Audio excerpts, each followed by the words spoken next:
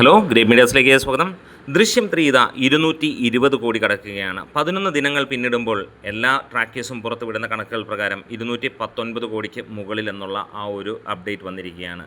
ദൃശ്യത്തിൻ്റെ 12-ാം ദിനം ചൊവ്വാഴ്ചയും കളക്ഷൻ മികച്ച രീതിയിൽ പോകുന്നു, മികച്ച ബുക്കിങ്ങുമായി പോകുന്നു.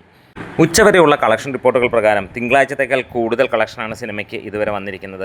ട്രാക്കേഴ്സ് മുഖാന്തരം 64 ലക്ഷം രൂപയോളം വന്നിരിക്കുകയാണ്. ഇന്നലത്തെ കളക്ഷനിലേക്ക് നമുക്ക് നോക്കുകയാണെങ്കിൽ 2 കോടി 15 ലക്ഷം രൂപയോളമാണ് സിനിമയുടെ ഇന്നലത്തെ കളക്ഷനായി വന്നിരിക്കുന്നത്. ട്രാക്ഡ് കളക്ഷനായി വന്നിരിക്കുന്നത് 1 കോടി 84 ലക്ഷം രൂപ.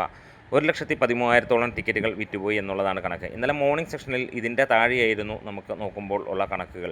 അതായത് ഇന്ന് ഇതുവരെ 40,000-ത്തിനടുത്തുള്ള ടിക്കറ്റുകളാണ് വിറ്റുപോയിരിക്കുന്നത്. മോർണിംഗിൽ തന്നെ 10% ഒക്യുപ്പൻസിയിലാണ് സിനിമ ഓടിക്കൊണ്ടിരിക്കുന്നത്.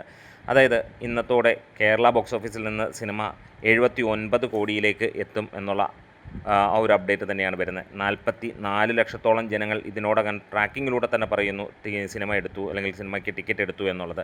അതായത് 50 ലക്ഷത്തിന് മുകളിലുള്ള ആളുകൾ ഇവിടെ തിയേറ്ററിൽ സിനിമ കണ്ടു എന്നുള്ളത് ഗംഭീരമായിട്ടുള്ള ഒരു കാര്യം തന്നെയാണ്. 24,600-ന് മുകളിലുള്ള ഷോകൾ ട്രാക്ക് ചെയ്യപ്പെടുകയുമുണ്ടായി.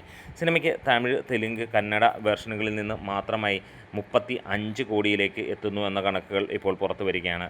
എന്താണേലും കഴിഞ്ഞ 24 മണിക്കൂറിൽ സിനിമയ്ക്ക് വിറ്റുപോയത് 1,12,000-ഓളം ടിക്കറ്റുകളായിരുന്നു.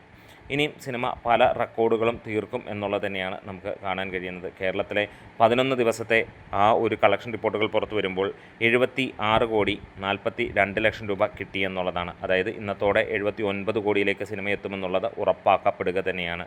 ദൃശ്യം ഒരു മെഗാ ബ്ലോക്ക് ബസ്റ്ററിലേക്ക് തന്നെ മൂവ് ചെയ്യുന്നു എന്ന് പറയാം. മൂവ് ചെയ്യുന്നു എന്നല്ല, ഓൾറെഡി ആ റേഞ്ചിലേക്കാണ് സിനിമ എത്തിപ്പെട്ടിരിക്കുന്നത്.